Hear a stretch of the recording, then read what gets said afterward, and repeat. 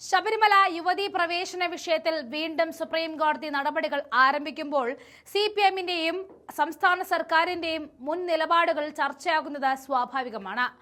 ആദർശവും പ്രായോഗിക രാഷ്ട്രീയവും തമ്മിലുള്ള പോരാട്ടത്തിൽ നവോത്ഥാന നായകൻ പരിവേഷം അഴിച്ചുവെച്ച് വെറും വോട്ട് ബാങ്ക് രാഷ്ട്രീയക്കാരനായി സിപിഎം മാറിയിരിക്കുന്നു എന്ന വിമർശനമാണ് ഇന്ന് ശക്തമായിക്കൊണ്ടിരിക്കുന്നത്.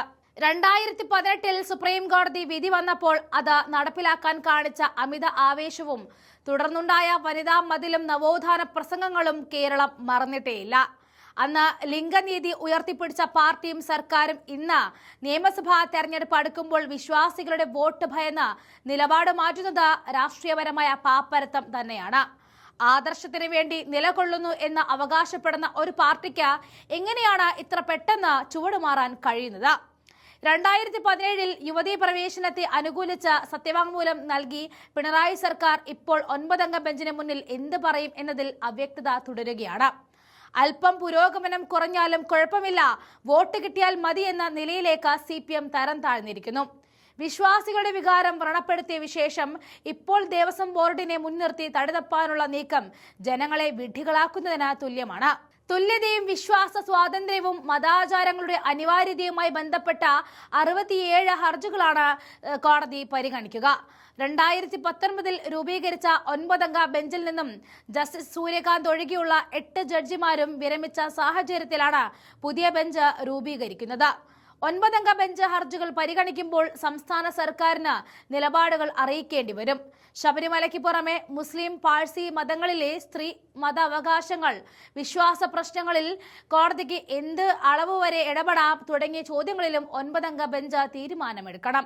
9-അംഗ ബെഞ്ചിന്റെ വിധിക്ക് ശേഷമായിരിക്കും ശബരിമല ഹർജികൾ 5-അംഗ ബെഞ്ച് വീണ്ടും പരിഗണിച്ച് അന്തിമ വിധി പ്രസ്താവിക്കുക. 2007 VS അച്യുതാനന്ദൻ സർക്കാരാണ് ശബരിമല യുവതീ പ്രവേശനം നൽകാമെന്ന് സുപ്രീം കോടതിയിൽ നിലപാട് എടുത്തത്. 2016 ഉമ്മൻചാണ്ടി സർക്കാർ അത് തിരുത്തുകയായിരുന്നു. 2016 നവംബറിൽ സുപ്രീം കോടതിയുടെ 3-അംഗ ബെഞ്ച് പരിഗണിക്കുമ്പോഴാണ് യുവതീ പ്രവേശനം അനുകൂലിച്ചുകൊണ്ടുള്ള സത്യവാങ്മൂലം പിണറായി സർക്കാർ നൽകിയത്. 2017 വാദം കേൾക്കുമ്പോഴും സ്വാഭാവികമായും ഈ നിലപാട് തുടരുകയായിരുന്നു. അല്പം പുരോഗമനം കുറഞ്ഞാലും NSS പ്രതീക്ഷിക്കുന്നത് പോലെ സർക്കാർ നിലപാട് മാറ്റുമെന്നാണ് സൂചനകൾ. കോടതി വിധി എന്തുതന്നെ ആയാലും നടപ്പാക്കുമെന്ന് MV ഗോവിന്ദൻ പറയുമ്പോഴും അത് പഴയ ആവേശത്തിലല്ല എന്നത് ശ്രദ്ധേയമാണ്. ആചാര സംരക്ഷണത്തിന് ദേവസ്വം ബോർഡ് നൽകുന്ന മുൻഗണന സർക്കാരിന്റെ മൗന അനുവാദത്തോടെയാണോ അതോ സർക്കാരിന്റെ പ്രതിസന്ധിയിലാക്കാതിരിക്കാനാണോ ഉള്ള തന്ത്രമാണോ എന്ന് വ്യക്തമല്ല. വിശ്വാസികളെയും ആചാരങ്ങളെയും പുച്ഛിച്ചു തള്ളിയവർക്ക് ഇന്ന് NSS ഉൾപ്പെടെയുള്ള സംഘടനകളുടെ നിലപാടുകളെ ഭയപ്പെടേണ്ടി വരുന്നത് കാലം കരുതി വെച്ച ഒരു കാവ്യനീതി തന്നെയാണ്. ഒരു നയം ശരിയാണെന്ന് വിശ്വസിക്കുന്നുണ്ടെങ്കിൽ അത് തെരഞ്ഞെടുപ്പ് വരുമ്പോഴും മുറുകെ പിടിക്കാനുള്ള ആർജവമാണ് ഒരു വിപ്ലവ പാർട്ടി കാണിക്കേണ്ടത്.